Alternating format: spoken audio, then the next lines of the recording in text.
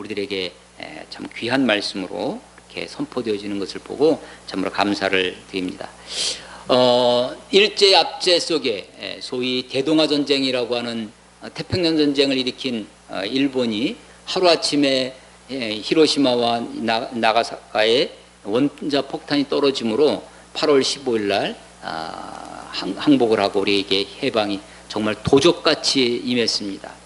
물론 우리 여러 만주 또 중국 또 우리 한국 한반도 내에서 곳곳에서 독립투쟁의 일들이 많이 있었지만 아쉬운 것은 광복군이 그 전에라도 이렇게 이 땅을 밟았으면 우리가 더 주권을 일찍 이 군정이나 이런 것에 있지 아니하고 더 일찍 맞이했을 터인데 그럼에도 불구하고 3년간의 미국 군정 또 이후에 대한민국이 수립이 되어지고 아쉽게 남북이 분단되어서 양쪽에 정부가 세워졌지만 그래도 우리 한국을 주님께서 이민족 가운데 이렇게 세워주시고 이끌어주신 것이 참으로 귀하고 그야말로 광복이라는 이름을 붙인 빛이 회복되어졌다.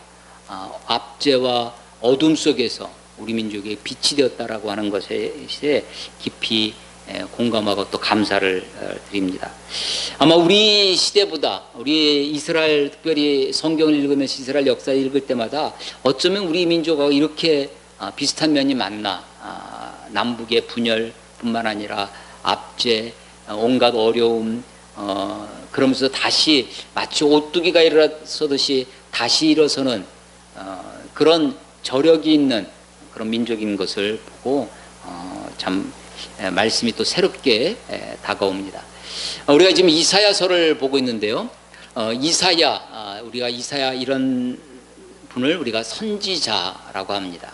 성경을 읽어보면 선지자라는 말이 있기 전에 선견자라는 말이 있습니다. 선견자, 미리 보았다, 미리 본 사람이라는 거죠. 선지자는 미리 알았다, 미리 알아서. 그래서 이분들이 하는 일이 뭐냐면 미리 말하는 일이 있었습니다. 그래서 예언, 그래서 우리가 예언자라고도 하는데 성경의 이 선지자는 나비라는 히브리어로 나비, 헐헐 나라는 나비가 있지 않습니까? 나비라는 단어로 쓰여지고 선견자는 호재라는 단어로 쓰여집니다. 호재는 그야말로 시어 보는 사람이에요. 보는 사람. 그래서 선견자라고 번역을 했고 선지자는 나비인데 이 나비는 사실은 이 말씀을 맡은 자, 맡았다라는 뜻이 있어요. 그래서 사실은 이걸 번역할 때 이 그들의 사역, 그들의 말을 번역할 때 예언이라고 번역을 하는데 그 예자를 미리 예자를 쓰는 먼 앞일, 앞으로 있을 일을 미리 말하는 예언, 미리 예자를 쓰는 예언이라고 번역하기보다는 은행에서 쓰는 맡길 예자가 있습니다. 우리가 돈을 맡기면 예금이라고 하죠. 그때 예자는 맡길 예자입니다. 예탁금, 예금 할 때. 그래서 이 맡길 예자를 쓰는 예언 이렇게 써야. 그래서 어쩌면 예언자라고 번역하기보다는 하나님의 말씀을 맡아서 하나님이 주신 말씀을 대신 전하는 사람이라는 뜻의 대언자라고 번역하는 것이 훨씬 더 그 본 뜻에 맞겠다. 물론 이들의 말 중에 이 선지자들이 우리들에게 전한 말씀 가운데 먼 미래의 일을 미리 말한 부분도 있습니다. 말씀의 전체의 분량, 선지자들의 말의 전체의 분량으로 따지면 약 10%, 20%는 미래의 일을 이야기하는 거예요. 오히려 많은 부분, 8, 90%는 당대의 일, 현실의 일, 또 현실이 있기 전에 과거에 있었던 일, 그래서 과거에 대한 해석, 오늘의 현재에 대한 진단. 그래서 과거에 우리가 얼마나 잘못 살아왔는지, 오늘 우리가 어떻게 부정하게 살고 있는지. 그래서 예언자들의 선지자들의 말을 읽으면 가슴이 찔리고 우리들의 허물이 드러나고 하는 거죠. 그래서 과거와 현재의 이야기가 훨씬 더 많은 부분을 차지하고 미래의 부분, 미래의 일을 미리 이야기하는 포고텔링이라고 하는데요. 앞서 이야기하는 그 예언은 10% 정도 혹은 20% 정도의 분량을 가지고 있어요. 그런데 그 미리 이야기하는 그 내용을 살펴보면 이 개인의 길흉화복, 마치 점쟁이가 점을 치듯이 길흉화복, 개인의 어떤 사적인 예언은 없고, 그런 말씀은 없고, 다 민족의 장래, 더 나아가서 예수님이 이 땅에 오시는 초림 예수의 도래, 하나님 나라의 오심, 도래라고 하죠. 하나님 나라의 도래. 그리고 더 멀리 나아가면 세상의 종말에 대한 것. 그래서 미래라고 하는 것이, 미래를 말한다고 하는 것이 개인의 길흉화복이 아니라 하나님 나라의 도래가 주제인데, 그 하나님의 나라의 주제 중에 이스라엘 민족을 도구로 사용하셔서 그들을 부르셨기 때문에 민족에 관한 이야기를 할지라도, 이스라엘 민족에 관한 예언이라 할지라도 그것은 하나님 나라의 한 부분으로서 우리에게 해주는 것이다. 그래서 하나님의 이름으로, 오늘날 하나님의 이름으로, 교회의 이름으로, 기독교의 이름으로 개인적인 미래를 예언해주는, 예언의 은사가 있다고 해서 개인의 일을 예언해준다고 하는 것들은 다 사실은 점쟁이, 사술에 해당되는, 그래서 구약으로 표현하면 신명기나 이런 말씀에 의하면 그런 자들은 돌로 치라고 할 정도로 강경하게 말씀하시는 것이다 라고 하는 것입니다. 선지서를 읽으면서, 우리가 예언서, 선지서를 읽으면서 좀 어려운 일을, 특별히 미래에 대한 일들을 말씀하실 때 그 미래에 대한 이야기를 우리가 이해함에 있어서 좀 어려운 것은 이것이 어느 시점을 말씀하시는가 하는 것이 그렇게 분명하게 딱 정확하게 그렇게 우리가 말하기가 어려울 때입니다. 저는 이제 요즘은 이제 아주 폭염기라 좀 자제하고 있는데, 이제 시간이 나면 또 시간을 내서 산에 갑니다. 수원에 이제 광교산, 아주 좋은 산이 있어서 광교산에 올라가는데요. 광교산에서 보면 멀리 이제 가까이에 의왕의 백운산이 있어요. 그리고 조금 가면 사당 쪽에 청기산도 보이고, 또 관악산도 보이고, 또 수리산도 보이고, 그렇습니다. 이게 이제 보면 좀 진하게 보인, 가까운 것은 좀 진하게 보이고, 또 멀리 있는 것은 흐리게 보이고, 그렇습니다. 그런데 산에 올라가 있어요. 정상에 올라가 있는데 산봉우리가 이렇게 몇 개가 있습니다. 가까운 곳은 진하게 보이고, 먼 곳은 좀 흐리게 보입니다. 높은 곳에 올라가서 보면 그 앞에 있는 산들이 다 보일 것입니다. 근데 낮은 곳에 있으면 앞산만 보이죠. 그 뒷산이 안 보입니다. 그래서 앞산에 올라가서 보면 또 뒷산이 보이는 거예요. 산에 올라가서 보면 산들이 보이는데, 계곡에 내려와 있으면 자기가 올라갈 그 산의 정상도 안 보여요.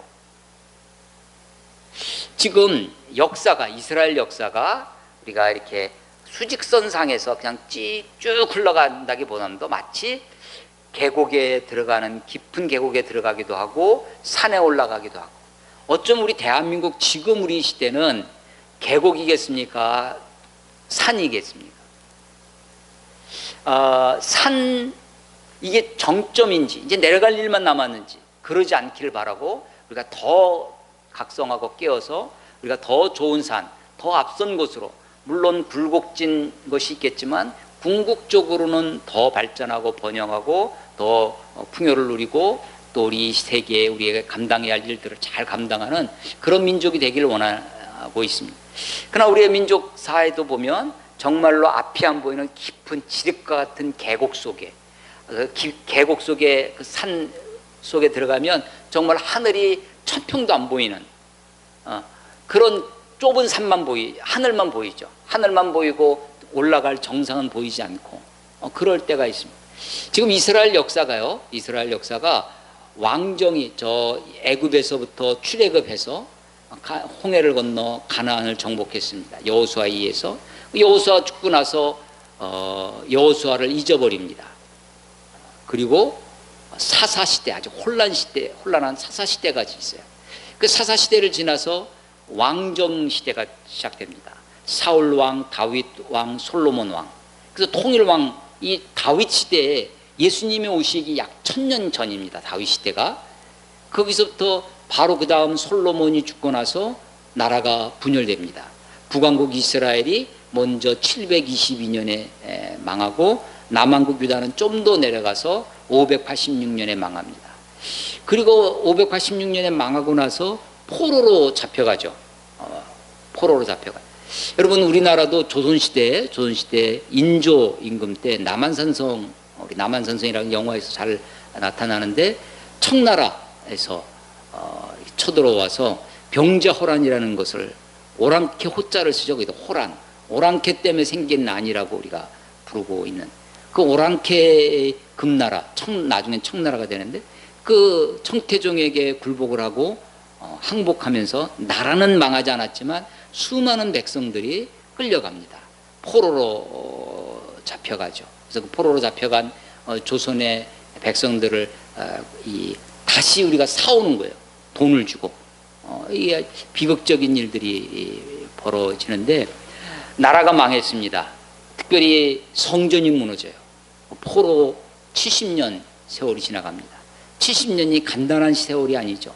일제의 36년, 그 세월도 우리들에게 기막힌 세월이었는데, 포로 70년 그리고 돌아옵니다. 그래서 그 어두운 포로, 아주 절망의 그 포로 시기에 너희가 다시 돌아올 것이다 라고 하는 회복. 물론 그것이 돌아왔을 때 끌려갔던 모든 사람이 돌아온 것이 아니었습니다. 주로 다윗 왕가에 있는 유다 지파 사람들, 또 성전에 열심히 있는 레위 지파 사람들 중심으로 돌아옵니다. 그러니까 돌아오지만 포로기에 아주 깊은 절망의 계곡이라고 생각하시면, 돌아온다고 하는 것은 희망찬 산일 것입니다. 산 정상에 올라가는. 근데 그 정상이 높은 아주 산이 아니라, 돌아왔어도 국권이 회복된 것은 아니에요. 왕이 세워진 것은 아닙니다. 여전히 기껏해야 총독, 느헤미야가 총독으로 오거든요. 그래서 여전히 타민족, 바하사, 페르시아의 지배를 받으면서 그렇게 성전을, 제2성전, 수룹바벨의 솔로몬의 성전은 무너지고 제2성전이 세워지는데, 그 성전도 옛날 어렸을 때 노인들이, 지금은 노인이죠, 70년 전에 솔로몬의 성전을 본 기억이 있는 노인들은 다시 세워진 성전을 보고 울어요. 너무나 기가 막혀서. 그 솔로몬의 영광스러운 성전에 비하여 이 스룹바벨의 성전은 너무나 형편없는 겁니다. 그런데 한편에서는 울고 있는데, 한편에서는 성전이 회복되어서 아주 기뻐합니다. 아마도 그 회복이라고 하는 것은 작은 산일 것입니다. 그게 전부가 아니었어요. 여전히 압제 속에 있습니다. 그리고 나서 세계를 지배하는 것이 알렉산더 대왕의 그리스입니다.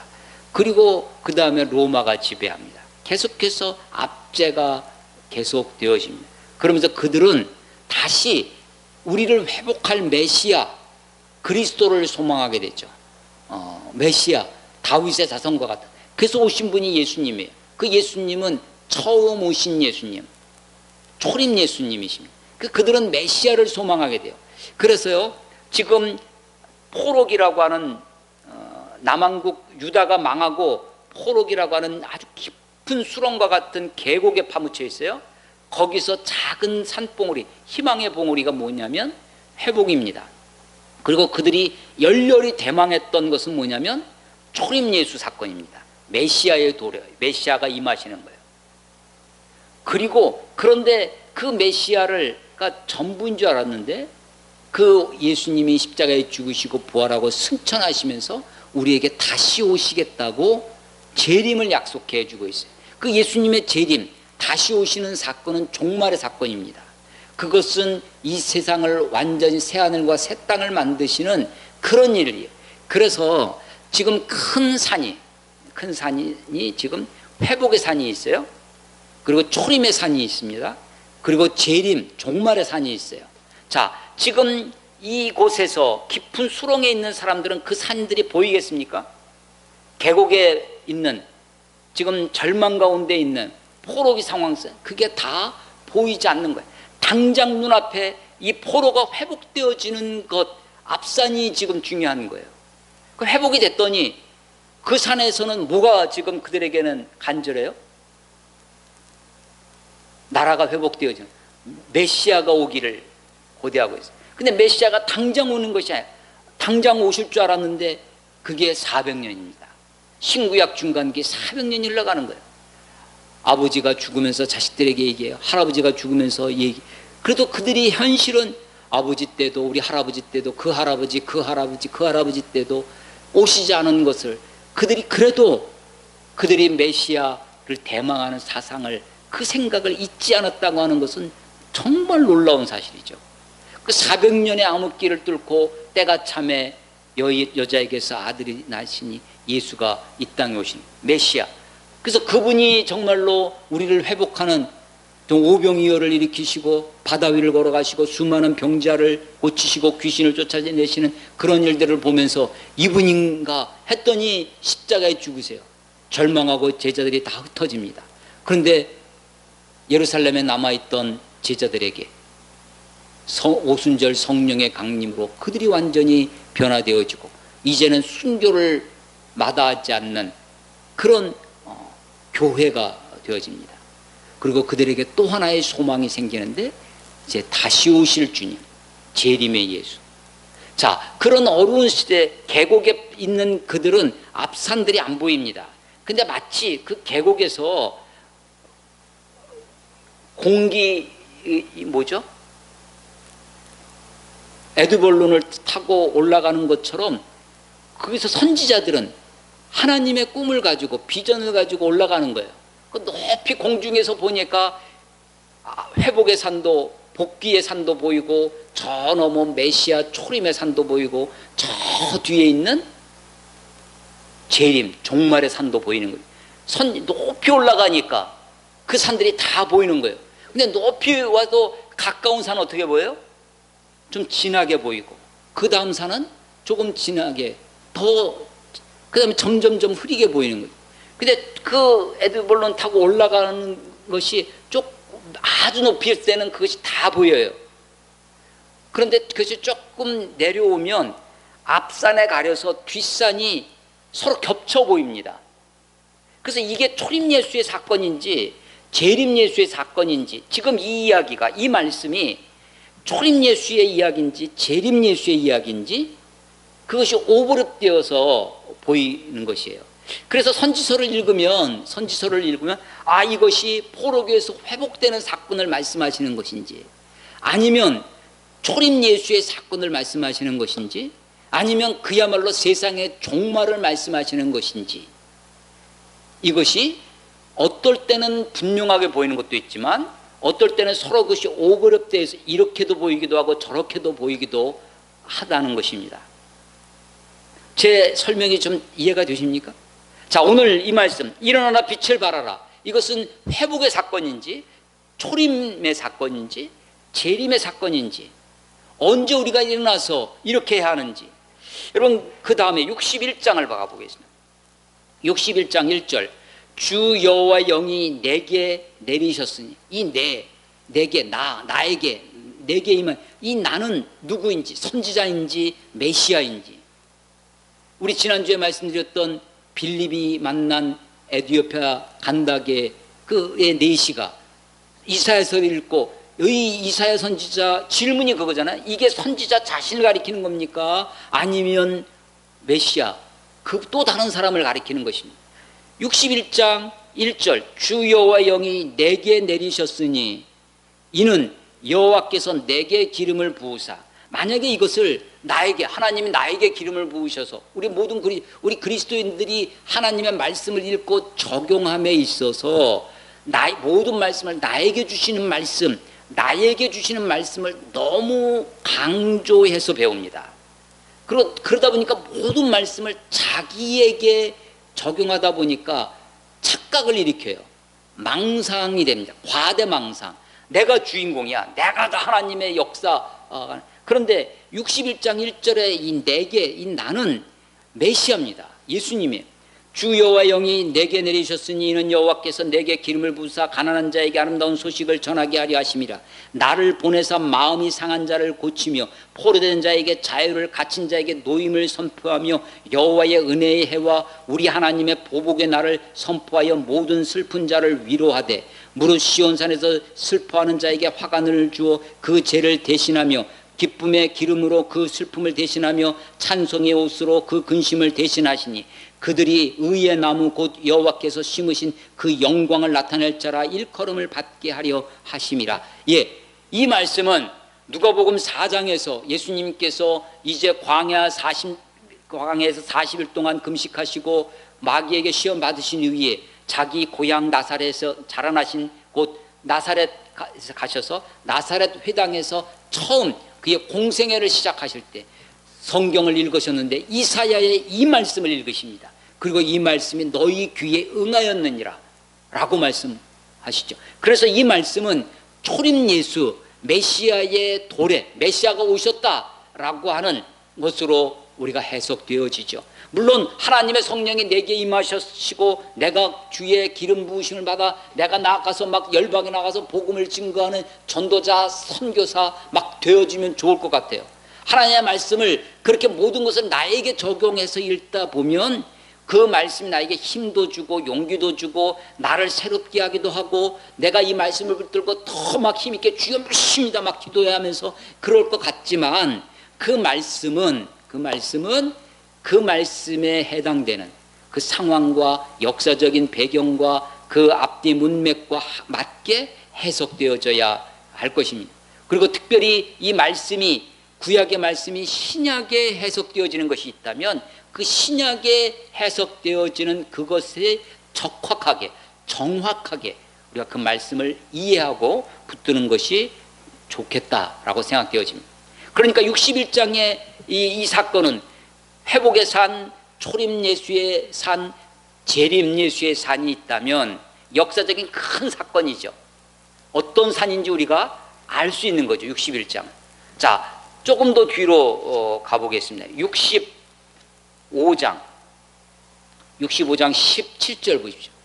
65장 17절 보라 내가 새하늘과 새 땅을 창조하나니 이전 것은 기억되거나 마음에 생각나지 아니할 것이니. 새하늘과 새 땅 하면 여러분 뭐가 생각나세요? 요한계시록이 생각납니다. 요한계시록 21장 1절에 보면 또 내가 새하늘과 새 땅을 보니 처음 하늘과 처음 땅이 없어졌고 바다도 있지 아니하더라. 그래서 우리가 얼뜻 생각하면 계시록을 알고 있는 신약의 성도들 우리들은 계시록을 읽었잖아요. 그 계시록을 읽으면서 아 이것은 이사야서의 그 말씀이구나. 그리고 이 계시록의 이 말씀으로 보건대 새하늘과 새 땅은 종말에 새하늘과 새 땅을 지으실 그것이구나라는 것을 신약의 우리 성도들은 이 말씀을 이해할 수가 있습니다.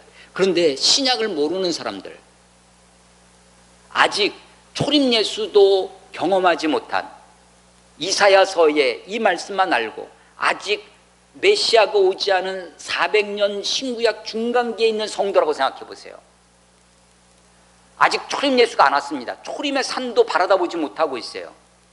그런 성도들이라면 새하늘과 새 땅을 창조하는 이게 지금 우리가 포로기를 거쳐서 회복이 됐지만 성전을 지었지만 아직도 나라가 국권도 회복되지 못하고 여전히 그 나라가 이런 어려운 중에 있는 우리들에게 새하늘과 새 땅 메시아가 오는구나.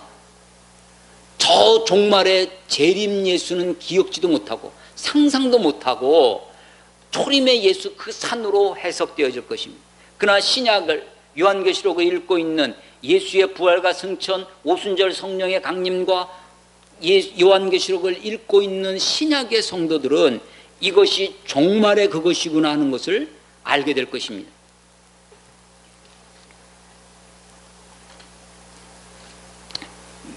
64장에 가보십시오. 64장 1절 원하건대 주는 하늘을 가르고 강림하시고 이걸 그림으로 눈을 감고 이 성경을 읽으면서 그림을 그려보시오. 하늘을 가르고 주님께서 강림하시기를 지금 선지자가 원하건대 이건 뭐예요? 기도하는 거죠. 기도하는 거. 선지자의 기도입니다. 기도예요. 원하건대 주는 하늘을 가리고 강림하사 주 앞에서 산들을 진동하시고, 막 산들이 천지가 막 흔들리고 있는 거예요. 3절 주께서 강림하사, 5절 주께서 기쁘게 공의를 행하는 자와 주의 길에서 주를 기억하는 자를 선대하시거늘. 그런데 6절 무릇 우리는 다 부정한 자 같아서 우리의 의는 다 더러운 옷 같으며, 주님이 이 땅에 강림하셔서 세상을 심판하신다는 것입니다.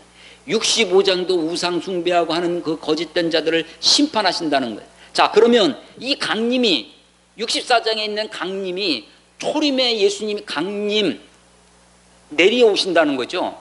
초림의 예수, 메시아의 처음 도래를 얘기하는 것인지, 아니면 저 뒤에 있는 예수님이 다시 오심, 두 번째 오시는 재림을 이야기하는 것인지, 이 당시의 사람들은 그것을 알기가 어려웠을 것입니다. 이 64장을 읽고 이사야서를 읽고 이 신구약 중간기에 있던 메시아의 도래를, 메시아 대망하며 주님이 오실 것을 고대하는 성도들은 아무도 이 강림이 초림의 그 강림으로 이해했을 것입니다. 66장을 가보십시오. 66장 15절. 보라, 여호와께서 불에 둘러싸여 강림하시리니. 물론 이 불에 둘러싸여 강림하시는 것은 출애굽기 19장의 시내산에서 강림하시, 하나님이 이 땅에 오시는 것, 이건 엄청난 사건이죠. 예수님이 이 땅에 오시는 것은요, 말구유에 아무도 모르게 어린 나이로 오셨어요. 그런데 출애굽기에서 그 시내산에서 강림하시는 것은 빽빽한 구름에 둘러싸여서 백성들은 그 다 밑에 모여 있고 구름 너머에 불로 임하십니다. 불 가운데 하나님이 임하셔서 모세가 거기 가서 십계명을 받아오는 거 아니에요? 그 하나님의 강림 사건이 시내산 강림 사건이죠. 그런데 그때 불 가운데 임했습니다. 그런데 이 이사야 66장 마지막 장에 와서 보라, 여호와께서 불에 둘러싸여 강림하시리니 그의 수레 들은 회오리 바람 같으리로다. 그가 혁혁한 위세로 노여움을 나타내시며 맹렬한 화염으로 책망하실 것이라. 여호와께서 불과 칼로 모든 혈육에게 심판을 베푸신 즉. 그러니까 이 강림은 심판과 관계되어져 있습니다. 다 망해요. 17절 스스로 거룩하게 구별하며 스스로 정결하게 하고 동산에 들어가서 그 가운데 있는 자를 따라 돼지고기와 가증한 물건과 쥐를 먹는 자. 아니 그러니까요, 이게 지금 거룩하게 한 거예요.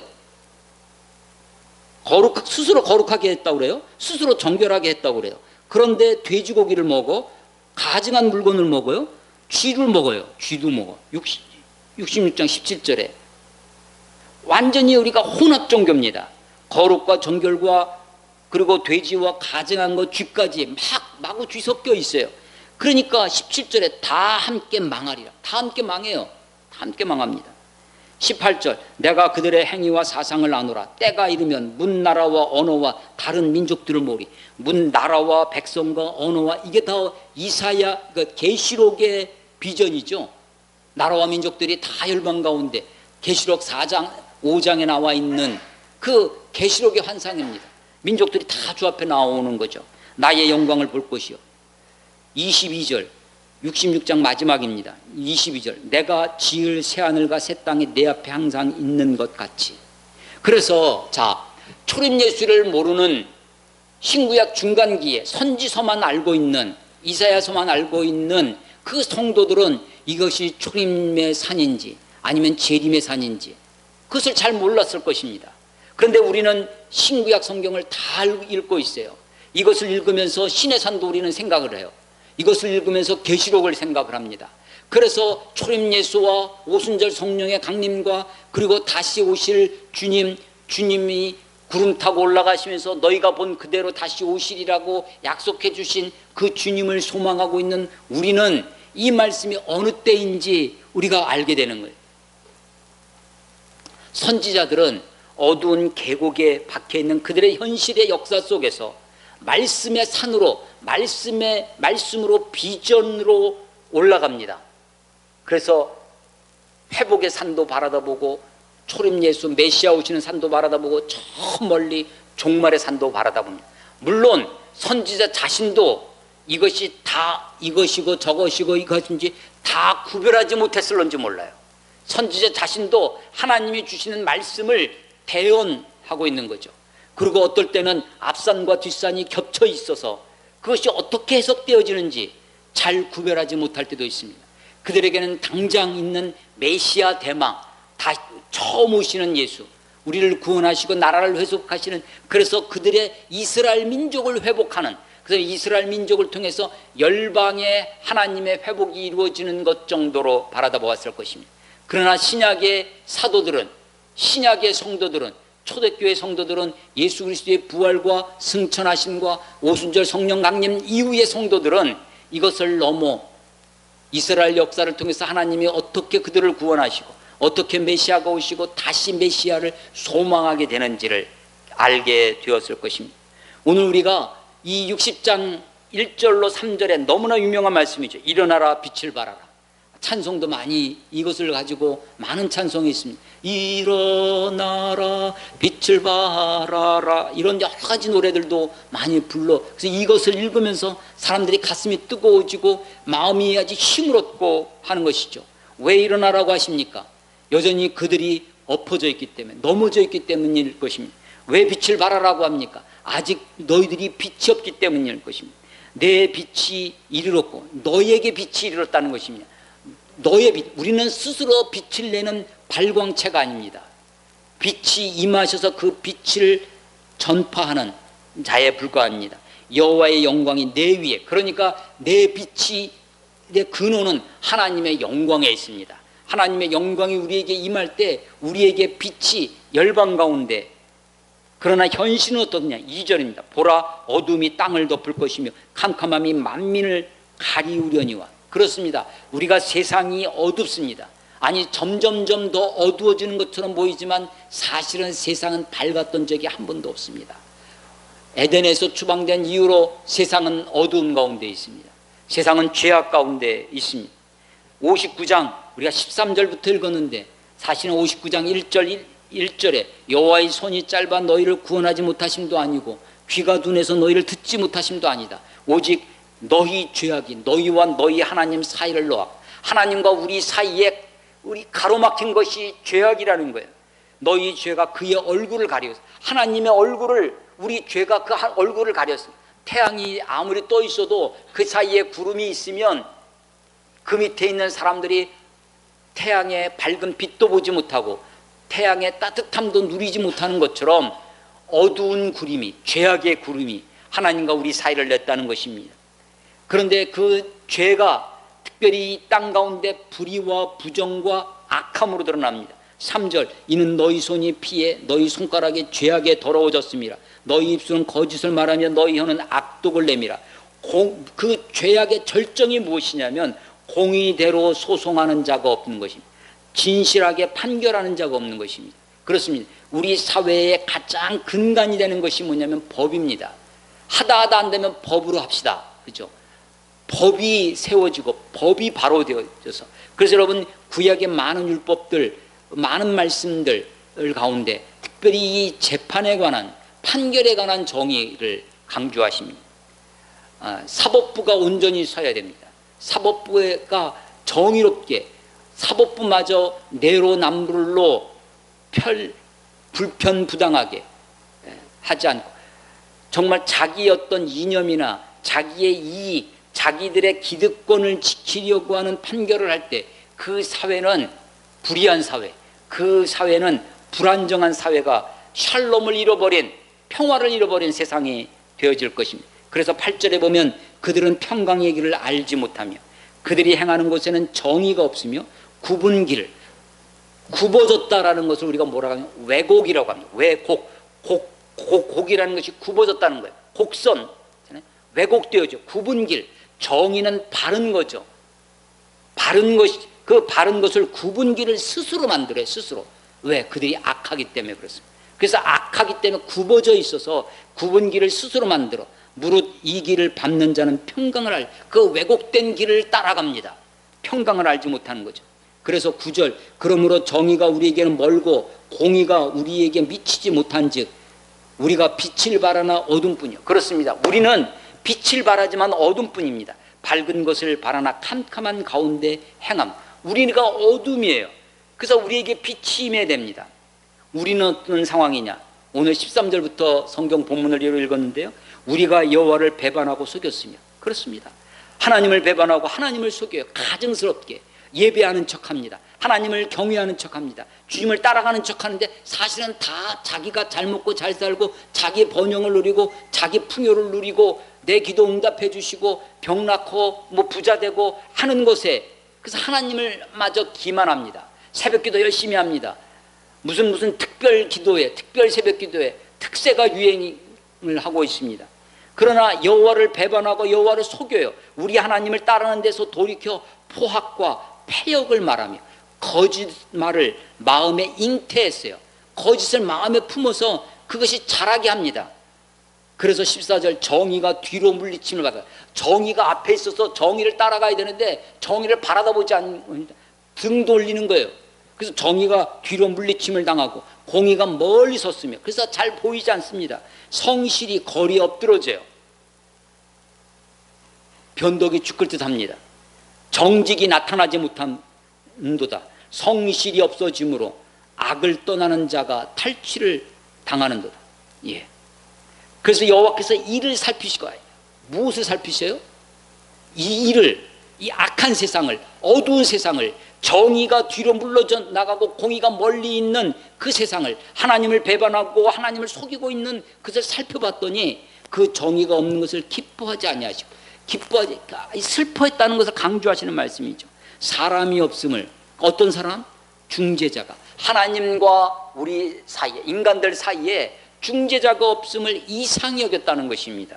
그래서 자기 팔로 스스로, 하나님이 팔이 없어서 손이 짧아서 구원하지 못하심도 아니다. 그 하나님 손이 없어서, 그래서 하나님이 스스로 구원을 베푸시는 거예요. 자기 공의를 스스로 의지, 하나님의 의를 스스로 이루시는, 하나님이 의로, 예수님이 십자가에 달리셨습니다. 왜? 우리의 죄를 심판하시기 위해서 스스로 심판하시는 거예요. 스스로 자기를 심판하시는 거죠. 예수님에게 모든 죄를 뒤집어 씌우고 우리의 죄를 그에게 전가시키고 책임을 전가시키는 거죠. 예수님한테 책임을 묻는 거죠. 심판을 하시는 거예요. 스스로 구원을, 그 십자가에서 자기가 죽으심으로 우리를 구원하시는 겁니다. 스스로 구원을 베푸세요. 자기 팔로 스스로 자기의 공의를 스스로 의지하시. 예, 중재자가 없음을 이상히 여기셔서 디모데전서 2장 5절에 하나님은 한 분이시요 또 하나님과 사람 사이에 중보자도 한 분이신 사람, 곧 사람이신 그리스도 예수라. 하나님과 사람 사이에 유일한 중보자가 있습니다. 예수 그리스도십니다. 그리스도는 하나님과 우리 사이에 중재자 없음을 한탄하신 하나님의 대응책이었습니다. 하나님이 우리들에게 중보자로 유일한 중보자, 하나밖에 없는 중보자로 오셨습니다. 그래서 17절, 공의를 갑옷으로 삼으시며, 갑옷, 겉에 우리를 보호하는 것이 뭐냐? 그 정의라는 것입니다. 저는 전방에서 소대장 최전방 GOP에서 철책선 소대장을 했었습니다. 그때 후방에서는 온갖 데모로 서울 시내가 87년, 86년 아시안 게임 할 때 87년 그때 철책에 있었습니다. 정말 나라가 어떻게 될지 풍전등화와 같은 그런 시절이었습니다. 그때 북쪽을 향해서 총을 들고 있지만 사실은 우리 후방에 있는, 우리 후방의 나라가 내가 목숨을 걸고 싸울 만큼 정의로운 나라가 되어야 내가 목숨 걸고 싸우는 거죠. 아무리 좋은 무기가 있어도 그 무기를 어디로 향할 것이냐 하는 것이 더 중요한 거죠. 그래서 공의가 뭐냐? 공의가 나라를 지키는 것이 아주 첨단 무기가 아닙니다. 우리가 간간히 아주 잊어먹을 만한 하면 들려오는 소식이 방산비리입니다. 국가에서 지금 우리 제일 많이 쓰는 국방비, 그것이 이렇게 저렇게 새나가고 있는 것이죠. 정의로운 나라, 공의가, 좋은 무기가 우리를 지키는 것이 아니라, 미군이 우리를 지켜주는 것이 아니라 정의로운 나라를 만드는 것이, 내가 목숨을 버리고 죽을 만한 가치 있는 나라를 만드는 것이, 그것이 나라를 지키는 것이죠. 그러니까 정의가 갑옷이에요. 공의를 갑옷으로 삼으며 구원을 자기의 머리에 써서 내가 구원받은 백성이기 때문에 왜 사도들이 그렇게 순교하는 자리에까지 설 수 있습니까? 하나님이 예수가 우리의 구원자시고 이제 나의 온 영혼을 하나님이 받으셨다는 것을 알기 때문에 두렵지 않은 것이죠. 구원이 투구라는 것입니다. 구원이. 하나님이 나를 구원하셨다라고 하는 것만큼 우리를 담대하게 하는 것이 없습니다. 우리를 보호해 주는 것이 없어요. 자, 공의가 갑옷이에요. 구원이 투구입니다. 구원을 자기 머리에 써서 투구로 삼으시며 보복을 속옷으로 삼으시며, 속옷은 보이지 않는 거죠. 그러나 속옷은 꼭 받쳐 있는 것입니다. 속옷을 입어야 겉옷이 불편하지 않고 갑옷이 그것이 제대로 입혀질 수 있는 거죠. 그래서 하나님은 이 보복을 속옷으로, 그래서 하나님의 심판이 본의가 아닐 것입니다. 하나님의 구원이, 하나님의 정의를 세우는 것이 하나님의 본 겉으로 드러나는 갑옷일 거예요. 그러나 그 갑옷을 지탱하는 것이 뭐냐면 속옷이죠. 하나님이 보복을 속옷으로 삼으시며 열심을 입어 겉옷을 삼으시며 하나님의 열심히 우리를 구원하실 것입니다. 하나님의 열심히 이 땅에 공의를 심으실 것입니다. 그래서 18절 그들의 행위대로 갚으시되 그 원수에게 분노하시며 그 원수에게 보응하시며 섬들에게 보응하시고 보응하십니다. 그런데 20절 여호와의 말씀이니라 구속자가 시온에 임하며, 시온 예루살렘입니다. 이스라엘 하나님이 그들을 하나님의 구원사에, 구원의 역사의 도구로 선택하셨습니다. 그래서 그들을 통해서 이루어 가실 것입니다. 21절 여호와께서 내가 그들과 그 시온 예루살렘에 있는 그들과 나의 언약을 세운 나의 언약이 이러하니, 이 언약은 다윗 언약입니다. 곧 내 위에 있는 나의 영과 내 입에 둔 나의 말이, 하나님의 영, 하나님의 영과 하나님의 말씀이, 그래서 우리가 하나님의 말씀, 하나님의 성령, 이 두 가지가 신약시대에 사는 우리들에게도 우리가 붙잡고 소망하고 우리가 가장 확실하게 의지할 것입니다.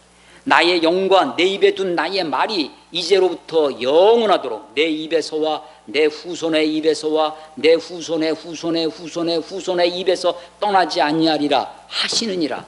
여호와의 말씀이니라. 예, 그렇습니다. 우리에게 영원하게 우리에게 약속해 주신 것이 있습니다. 그것이 성령님입니다. 내가 예수 그리스도를 구주와 주님으로 영접하는 그 순간 하나님이 우리 안에 함께 하십니다. 주님이 우리 안에 들어오시, 누구든지 내 음성을 듣고 문을 열면 내가 그에게로 들어가 주님 우리에게 들어오시겠다고 말씀해요. 그로 더불어 먹고 그는 나와 더불어 먹으리라고 했을 때 내 안에 들어오시는 분이 누구예요? 그 하나님이, 하나님의 영이신 성령님이시죠. 그 하나님의 성령이 하나님의 성령으로 기록된 이 하나님의 말씀을 위로, 이 말씀 읽을 때 깨닫게 하시고 말씀이 진리가 되고 말씀이 우리에게 빛이 되고 생명이 되어 주실 것입니다. 우리가 영원히 붙들어야 될 것 하나님의 말씀입니다. 천지는 없어지려니와 1.1에게도 땅에 떨어지지 않겠다고 하시는 것이 하나님의 말씀입니다. 나의 영과 내 입에 둔 나의 말을 영원하도록 있게 하겠다. 그러니까 너희는 일어나라는 것입니다. 누가 일어나는 것입니까? 하나님의 영과 하나님의 빛, 말씀이 있는 자 일어나는 것입니다. 그래서 비록 우리는 어둠에 있지만, 비록 우리들의 삶은 불의하고 불공정하고 여러 가지 악한 고통 가운데 있지만, 그런 우리들에게, 하나님의 성령이 있는 우리들, 하나님의 말씀을 붙들고 살려고 하는 우리들에게 일어나라고, 빛을 발하라고, 이는 내 빛이 이르렀고 너에게 빛이 이르렀다는 것입니다. 여호와 영광이 내 위에 임하였습니다. 보라 어둠이 땅을 덮을 것입니다. 그렇습니다. 하나님의 이 어둠이 세상 가운데 덮을 것입니다. 캄캄함이 만민을 가리우려니와 오직 여호와께서는 내 위에 임하실 것이며 그의 영광이 내 위에 그 영광이 내 위에 나타날 것입니다. 그래서 빛과 영광은 아주 밀접한 관계가 있습니다. 58장 8절에 보시면 그리하면 내 빛이, 너의 빛이 새벽같이 비추, 새벽은 가장 어두움이 짙을 때입니다. 그런데 그 새벽에 빛이 나는 것처럼, 그 새벽빛처럼 내 빛이 새벽같이 비칠 것이며 내 주의가 급속할 것이며 내 공의가 내 앞에 행하며 여호와의 영광이 내 뒤에 호위하여, 여호와의 영광이 내 뒤에 호위하여서 후광을 이룬다는 거죠. 그래서 그 빛이, 그 빛과 영광은 하나 되어 있습니다. 58장 10절 줄인 자에게 내 심정을 동하며 괴로워하는 자에게 그 심정을 만족하게 하면, 그러면 내 빛이 흑암 중에서 떠올라 내 어둠이 낮과 같이 될 것입니다. 여호와가 너를 항상 인도하여, 우리는 이 11절 말씀만 떼어서 암송합니다. 여호와가 너를 항상 인도하여 메마른 곳에서도, 이것도 그래서 이것을 수없이 찬송을 부르죠. 메마른 곳에서도 내 영혼을 만족하게 하며 내 뼈를 견고하게 하리니 너는 물된 동산 같겠고 물이 끊어지지 않는 샘과 같을 것이라. 그런데 너는 누구입니까? 빛을 발하는 놈입니다. 어두움 가운데에서, 그래서 죄악의 세상 가운데 공의를 잃어버리고 정의를 상실하고 불의하게 판결하는 그들 가운데 하나님의 말씀 앞에 돌아와 말씀을 붙들고 떠오는 자들, 그 자들에게 하나님이 빛으로 영광으로 임하게 하신다는 것입니다. 이들은 아직도 이것이 회복의 산, 포로기의 그 어두운 남왕국이 멸망해서 그 멸망당한 나라를 잃은 압제 속에 있는 그들이 바라는 회복의 산인지, 거기서 지금 어두운 포로에서 일어나라고 하는, 그래서 나라가 회복되어질 것이라고 하는 그 산인지, 아니 메시아가 오시는 그 산인지, 아니 저 종말의 산인지 잘 알 수 없지만 이 말씀을 붙들고 어두운 시절, 암흑의 시절 400년을 견디옵니다. 그리고 예수의 초림을 맞이합니다. 그럼에도 불구하고 많은 유대인들이 예수가 메시아인지를 깨닫지 못합니다. 그 중에 소수가 5,000명이나 먹고 수만 명이 예수가 주시는 그 떡과 보리떡과 포도주를 맛보았음에도 불구하고 그 중에 소수가 예수가 메시아이시고 그리스도시고 하나님의 아들이신 것을 알게 됩니다. 그리고 그들에게 성령이 임하고 다시 오시마 승천하신 그분을 고대하며 순교의 자리까지 주님을 따라가며 사는 것입니다. 그 막강했던 로마의 압제와 로마 황제의 그 철권과 같은 제국의 통치하에서도 기독교는 지하로 아니 그 더 깊은 어두운 지하 동굴 속에 그렇게 해서 내려가서 거기서 아이를 낳고 거기서 가면서도 그들은 비록 그런 동굴 속에 있으면서도 마음의 빛을 잃지 않았습니다. 그들의 영혼은 예수의 빛 가운데 있었습니다. 그 빛 속에 그들이 바라다 봤던 것이 다시 오실 주님을 소망하고 있는 것입니다. 이 빛은 물리적인 빛이 아닙니다.